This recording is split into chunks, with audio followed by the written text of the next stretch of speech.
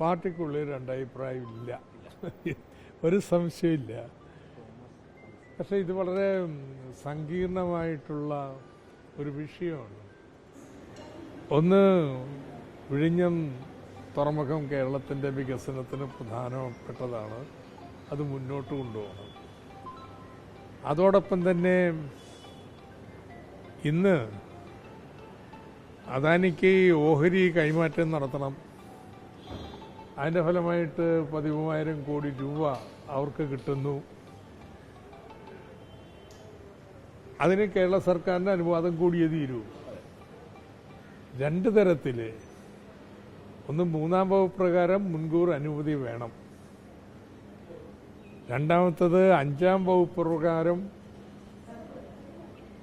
ഇപ്പോൾ ഷെയർ എടുക്കാൻ വരുന്നവർക്ക് തൂത്തുക്കുടി പോർട്ടിൽ ഒരു ടെർമിനൽ അവരുടെ സ്വന്തമാണ്. അപ്പോൾ അത് കരാർ ലംഘനമാണ്. അത് സംബന്ധിച്ച് വ്യക്തത വരുത്തേണ്ടതുണ്ട്. ഇതുവരെയും കേരള സർക്കാർ അതിനെക്കുറിച്ച് പറഞ്ഞിട്ടില്ല. അപ്പോൾ ഈ കാര്യങ്ങൾ വ്യക്തത വരുത്തണം, വരുത്തിയിട്ടത് മുന്നോട്ട് കൊണ്ടുപോകേണ്ടത്. അഭിപ്രായങ്ങൾ പറയുമ്പോൾ അപ്പുറത്തോ ഇപ്പുറത്തോ ഇതിൻ്റെ പ്രാധാന്യത്തിൽ ചിലരൊന്നും, ചിലർ ഇത് നമ്മൾ സർക്കാർ വ്യക്തത വരുത്തണമെന്ന് പറയും. അതല്ലാതെ ഒരു അഭിപ്രായ വ്യത്യാസമില്ല. വിവാദമാക്കേണ്ടതില്ല എന്ന് പറയുന്നതിൽ കാര്യമില്ല. നോ നോ നോ നോ വിവാദം. ഇത് കേരള സർക്കാർ എന്താ അഭിപ്രായം?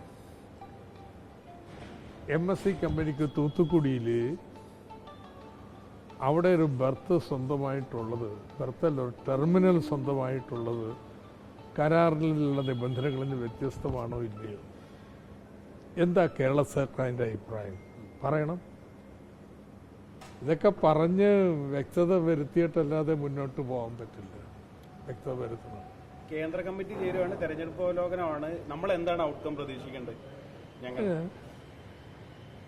കേരള കമ്മിറ്റി വിശദമായിട്ട് അവലോകനം നടത്തിയിട്ടുണ്ട്. എല്ലാ സംസ്ഥാന കമ്മിറ്റികളും ഇതുപോലെ അവലോകനം നടത്തിയിട്ടുണ്ട്. അതിനടിസ്ഥാനത്തിൽ കേന്ദ്ര കമ്മിറ്റി ഇത് പരിശോധിച്ച് കേന്ദ്ര കമ്മിറ്റിയുടെ ഒരു പ്രമേയം പാസ്സാക്കും. നേതൃമാറ്റം ഉണ്ടോ? അതിന് എന്താ ഈ പറയുന്നത്? ബന്ധപ്പെട്ടാണ് ഈ പാർട്ടി രണ്ട് തട്ടിലെന്നുള്ള ഒരു വ്യാഖ്യാനത്തിലേക്ക് ഏതില് മാറ്റം ഇല്ലെന്ന്. അതൊന്നും പ്രധാനപ്പെട്ട ഇഷ്യൂസ് അല്ല. അതിന് തമ്മിൽ അഭിപ്രായ വ്യത്യാസം എന്തുവാ? ഒരു ദിവസത്തെ മാറ്റണോ മാറ്റണ്ടേ? പക്ഷെ മാറ്റുമ്പോൾ ഇങ്ങനെ ഒരു നേരത്തെ ഒരു തർക്കം ഇത് സംബന്ധിച്ച് അദാനിയുമായിട്ട് അവിടുത്തെ CEO-ക്ക് ഉണ്ടായിരുന്നെങ്കിൽ നിശ്ചയമായിട്ടും അതുമായിട്ട് ബന്ധപ്പെട്ടതാണോ എന്നുള്ള ചോദ്യം വരില്ലേ? അത് പ്രസക്തമായ ചോദ്യമല്ലേ എന്ന്.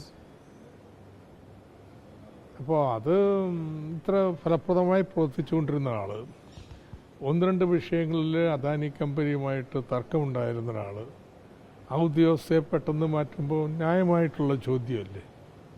സർക്കാരിന് അവകാശമൊക്കെ ഉണ്ട്, പക്ഷെ ചോദ്യം ന്യായമാണ്.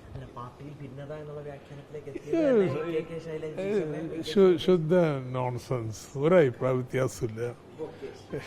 ഇതിലെന്താ അഭിപ്രായ വ്യത്യാസം? ഇത് രാഷ്ട്രീയമായിട്ട് വല്ല കാര്യമാണോ ഞങ്ങൾ തമ്മിൽ അഭിപ്രായ വ്യത്യാസം ഉണ്ടാവാൻ വേണ്ടി?